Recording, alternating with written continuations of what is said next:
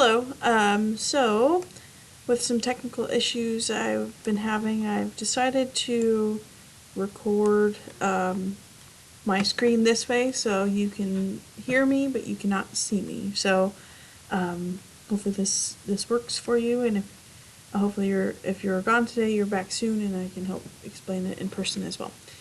So what we're going to talk about today is basically taking everything that we've talked about in the last few weeks and combine them together. Because ultimately, when we were doing our rewriting, our evaluating, our condensing, all that was leading up to being able to solve our equations. So when you solve our either exponential or logarithmic equations, what you have to do is essentially just rewrite it into its alternate form. So you take an exponential equation or function and rewrite it into its logarithmic form. Because what happens with exponential equations is the x is trapped up in the exponent, and it's not just an easy exponent for us to think of. So then in order to find that hard exponent, if we use our walk-around method and rewrite it into a logarithm, we can solve for that hard exponent and then find our x value. So that's how you solve exponential equations, is to turn them into logarithmic equations.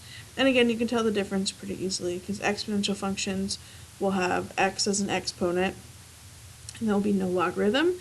So then you rewrite it into a log to solve. And then once you do that, you have to do your evaluation process, and then finish solving for x. So then we're also going to do some logarithmic equations. Now you can only do this with one log. So if there's multiple logs, you may have to use our condension rules, where addition translates into multiplication and subtraction translates into division to help you be able to solve it. But then once you condense, you rewrite the log into exponential. So again, the big thing, why I have these underlined, is at some point in your process of solving, you're going to have to use our rewriting techniques, the walk-around method that I call it, where you take it from what you start with and rewrite it into its alternate. So let's do some examples.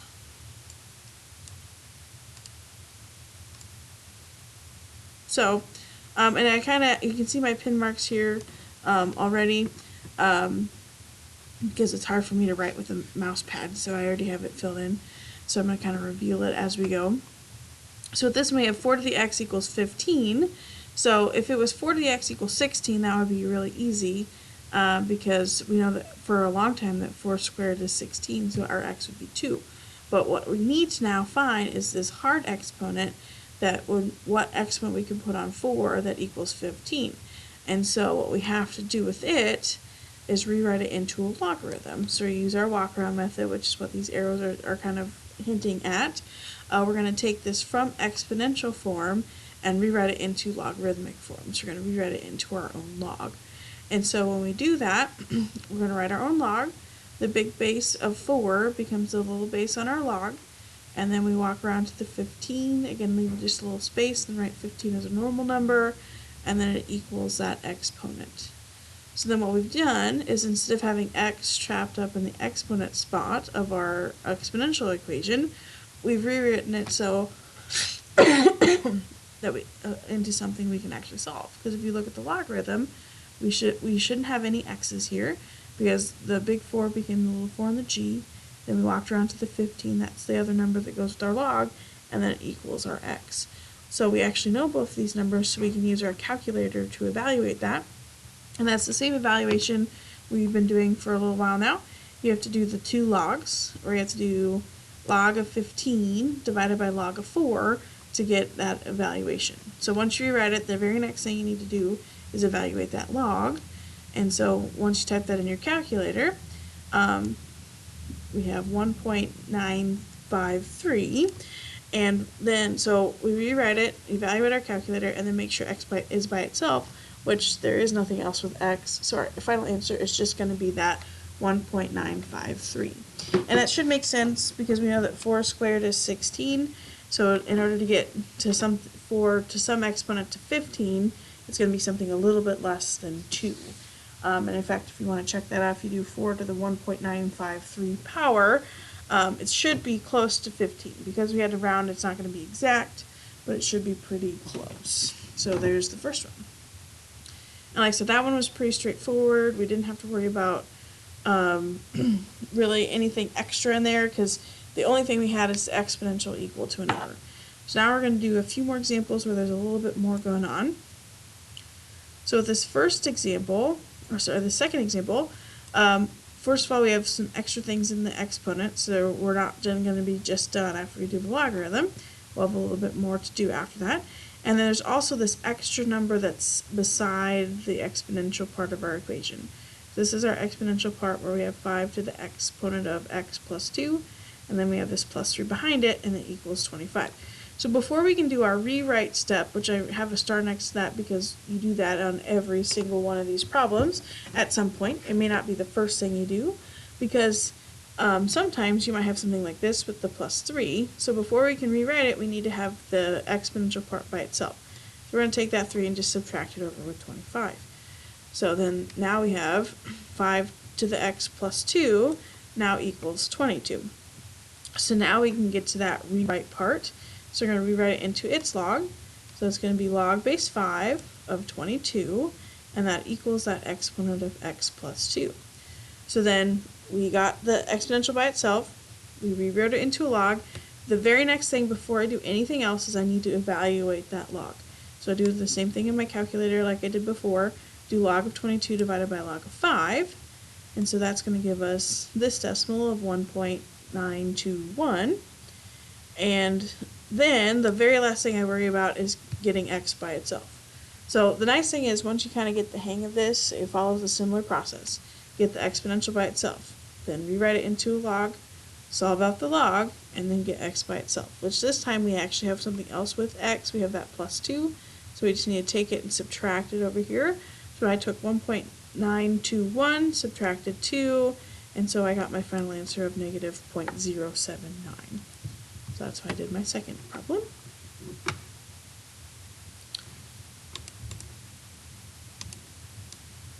Right. So my third example, it's a little bit different because there's an e, but remember e is a number for us. It's a base. It's like 2.71 and so on. So we can solve it just like any other exponential equation. It also needs to be by itself. So if you have anything that's ever multiplied or subtracted or added to it as well, we need to get rid of that first. So I'm going to divide the 2 over with 36. So I end up with e to the x minus 3 equals negative 18. I'm actually going to get rid of some of this so it's not quite so distracting. So once you have this, the big thing to remember is that we're going to rewrite it. But remember, e has its own special logarithm. You're going to rewrite it into an ln. Because remember, ln and e are opposites of each other. Ln is just the special logarithm for our e. So that's what we're going to do next. So we have ln of 18 equals x minus 3. So to answer the question of where e went, remember we could write e as the base next to the little n, but we don't typically do that because ln's only base ever is e, so we just don't write it. So we have ln of 18 equals x minus 3. So again, we got the exponential by itself, we rewrote it. The very next thing we need to do is actually solve out the logarithm. That's a little bit easier for us because ln has its own special button. So you do ln of 18 in your calculator, which is 2.890. Now, I do like 3 decimal places, and we don't typically write the 0 here, but what I'm doing with that is showing you that I'm trying to follow the directions and do 3 decimal places, but this did not round very nicely for 3 decimals, because it was like 0.8903. So I put that 0 there to show, okay, I'm still trying to follow the directions, it just didn't round very nicely. And you can do that if I'm ever asking you to do a certain number of decimal points and it just doesn't round very nicely. So I did 2.890, so I got the exponential by itself, I rewrote it into ln, solved out the ln, and now the last thing I worry about is getting x by itself, which this one's just real quick, you just have to add the 3, and so my final answer is 5.890. So that's how you handle e's. Now, every once in a while, and this can work for any type of base, you might have more than one thing around the exponential, so that's what we're going to do real quick. This one has a lot going on. It's 4 times 12 to the x minus 5 plus 3. So we have this 4 being multiplied in front of the 12, and then this 3 being added behind the 12. So we actually need to get rid of both of those things before we can do our rewrite. And order does matter. So the first thing you should get rid of is that addition. So we're just going to subtract that over with 743. So I end up with 4 times 12 to the x minus 5 equals now 740. Now the big thing to remember is, and a common mistake I see is with this multiplication, some people try to multiply the 4 and 12 together, but you cannot do that. And the reason why that is a 12 has an exponent and 4 does not. So they have to stay separate, but we still have to get rid of the 4 before we can rewrite it. So the way we can get rid of that, since it's being multiplied, is just divide it over onto the other side. So that once you have it divided, now I can rewrite from this step. So again, get the exponential by itself. Once you do that, rewrite. So I'm going to rewrite that into log base 12. Again, the big 12 becomes the little 12 next to the g, and then I go around to the 185, and then it equals my exponent of x minus 5. So I got the exponential by itself, rewrote it. The very next thing I need to do is solve out the log. So before I do anything with stuff with x, I'm going to do log of 185 divided by log of 12, which I didn't type out, but that's how I got the 2.101. And so then, now that I got the exponential by itself, I rewrote it, solved out the log, now I can get x by itself. So I'm going to add the 5 over, and so then my final answer will be 7.101. So that's how you solve exponential equations. And again, our ultimate process that we use every single time is eventually you have to rewrite it into its logarithmic form. So the big thing to take away from exponential functions is in order to solve them, you have to write them into into logarithmic functions. So you always write it into the opposite of what you started. So those are exponential functions. Next, we're going to do the opposite. We're going to start with a logarithm, and we're going to end up having to rewrite them into exponential.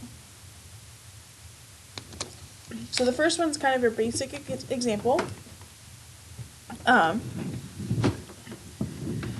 So there's nothing around log. We only have log base 4 of x plus 3 equals 2. Now before we had both the number of our base and we had just a solid number with the log, so we were able to evaluate that in our calculator, but we can't do log of x plus 3 divided by log of 4 because we don't know what x is. So the way we can solve this is rewrite it into exponential form. So that's what my arrows are kind of showing here. So remember, when you rewrite into log form, or from log form into exponential form, you're going to get rid of the log and you're going to write it as an exponent.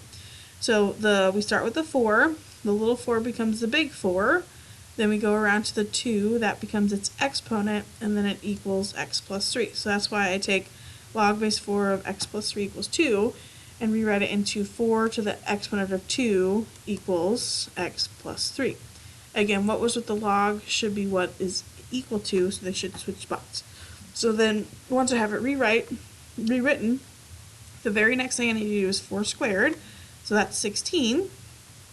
And then the last thing I worry about is getting x by itself, which I can do that by just subtracting the 3 over. So this one is 13. Excuse me. What you'll notice a little about these is it's a little bit nicer numbers that you're working with when you're solving logarithmic equations, because you're rewriting them as exponents, and exponents tend to be a little bit nicer numbers than when you have to rewrite it into a log. Because you typically, when you solve out a log, it's not a whole number, it's a decimal. So there's our first pretty straightforward example. So then our next example, we have this 2 times log base 5 of x minus 4 equals 4. So again, we still want to get the log or the exponential by itself. So if there's an extra number here, we need to take care of it. Now there's actually 2 ways to do it. I'll talk about one way and then I'll show you what I think is the easier way. We could use our rules from last section where it took numbers in front and made them as exponents. That's perfectly fine to do.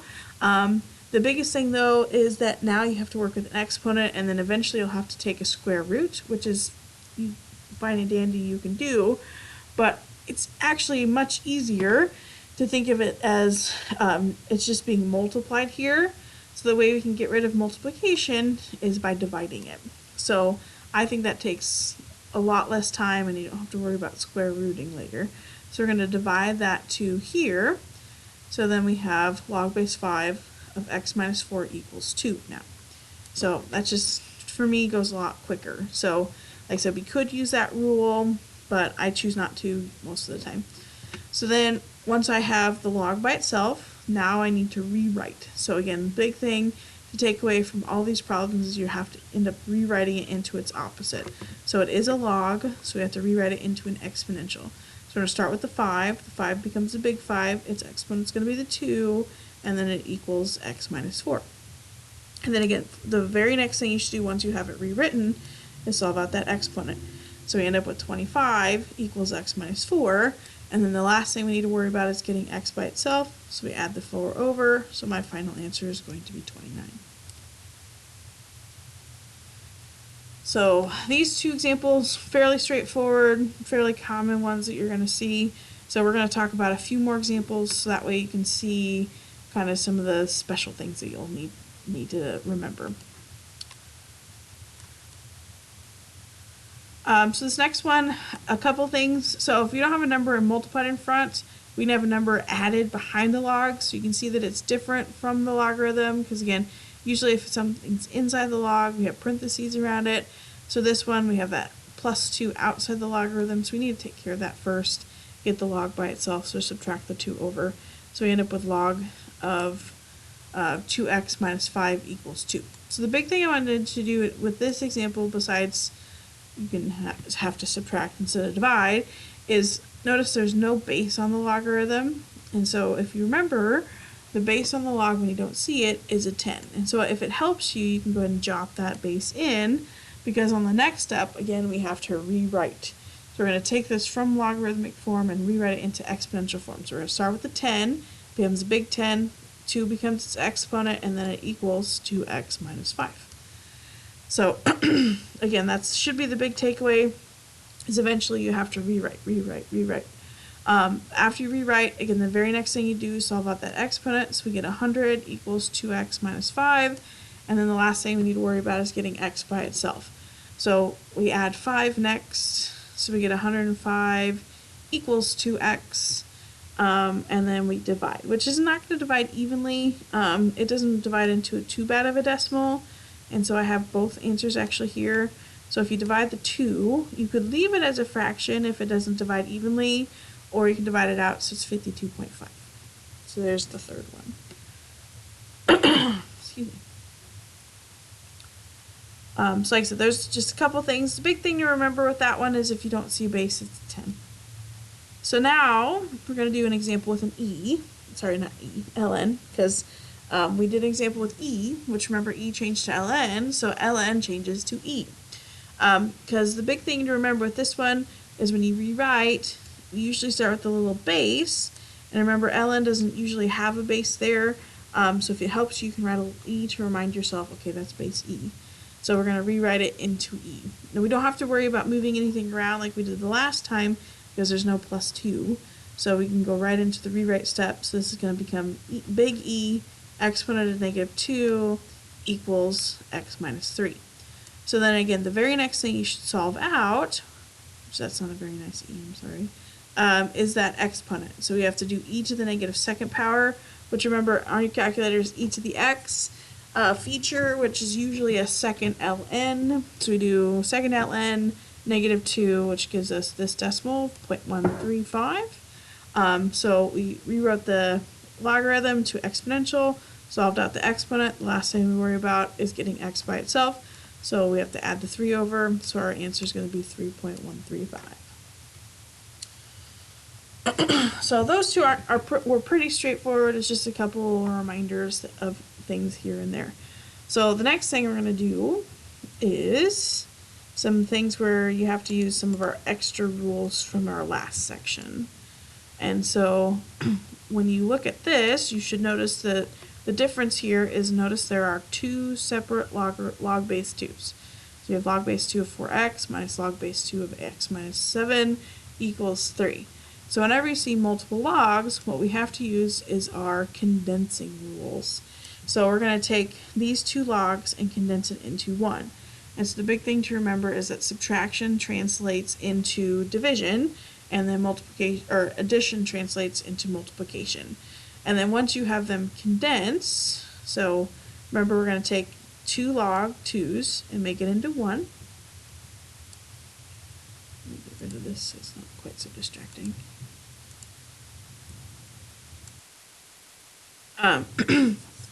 So 1 log base 2, and then it's the first divided by the second. So we have 4x over x minus 7, still equal to 3 from before. So that is our condension step. So then once you have it condensed, there should only be 1 logarithm. And then once you have 1 log, you can use your rewriting process to help you finish solving that. So again, just like before, the 2 is going to become a big 2. We're going to walk around to the 3, that becomes its exponent, and then the big thing is, the new thing is it's equaling that fraction. Which, we've solved stuff like that in the past, it's just maybe been a little bit since we've done that. So, here's a couple quick reminders of that. Still should solve out 2 to the 3rd power first, so that's going to be 8. And then, since there is an x in the denominator, we need to make sure that we can access that.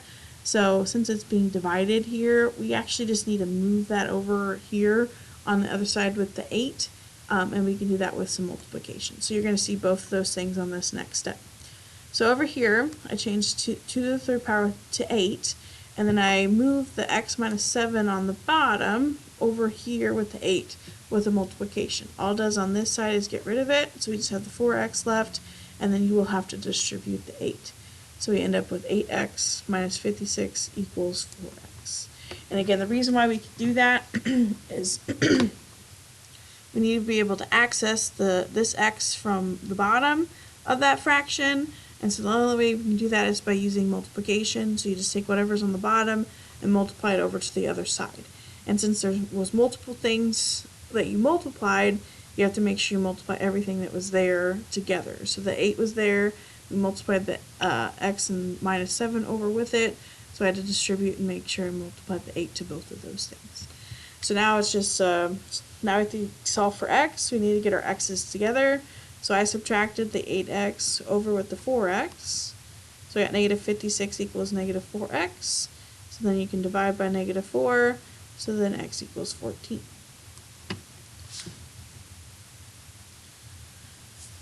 So yeah, that one's a little bit tricky. I tried to do one that was had a lot going on with it. Sometimes instead of this might be flipped around where it's just the x on the bottom, that might be a little more straightforward. I try not to give you a ton of those, but you will see some condension on your homework assignment. So let's do one more. And again, I tried to put something with this so we don't see a ton, but it'll pop up, so I wanted to make sure that we went through something together. So that way you had a little bit of background, a little bit of idea behind it.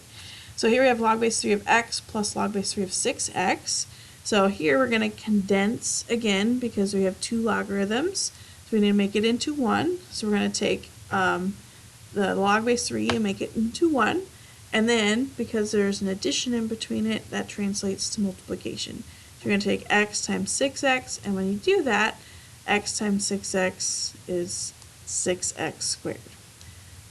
So then we have just 1 log base 3, and then just the 6x, x times 6x, which I turned into x squared, and then it still equals 5 from before. So again, that's how we can condense the 2 logs into 1, because we took 1 log base 3 and the other log base 3 and condensed it into 1, and the addition translated to multiplication. So now, once I have it condensed, I rewrite. So the little 3 becomes my big 3, 5 becomes its exponent, and then the 6x squared is what it's equal to.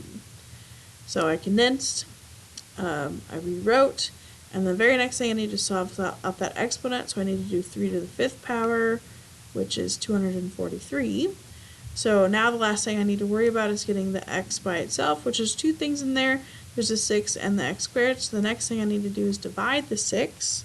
So before I can take this, get rid of the square, I need to divide that 6. So that's going to give us 40.5. And then what this next step spoils is a way we get rid of the square on the x is by square rooting. So you square root both sides. All it's going to do over here is get rid of that square. So we end up with just x there. So you take the square root of 40.5. But as I always used to say, what do we always have to have when we take the square root? Well, that's the plus and minus from before. So whenever you use a square root to solve, we still have to have that positive and negative. So this is really pulling in a lot of things that we've done in the past in with our logarithm solving. So the square root of 40.5 was 6.363, and then it's positive and negative because we had to take the square root.